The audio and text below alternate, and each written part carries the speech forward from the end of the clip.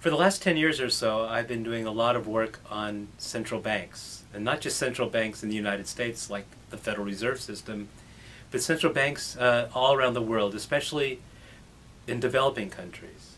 A funny thing happened recently to central banks in developing countries. As you know, developing countries have many problems: poverty, unemployment, discrimination.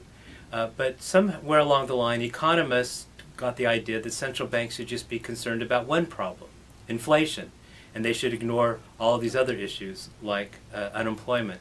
So I've been going around speaking to central banks about the fact that historically central banks in developing countries and in the richer countries have been interested in a broad array of objects, of goals. In the United States, for example, our central bank has two goals: high employment and price stability. So a country like South Africa, for example, that has 25% unemployment, their central bank should be concerned, it seems to me, with lowering the unemployment rate. Yet it's exclusively concerned with lowering the inflation rate.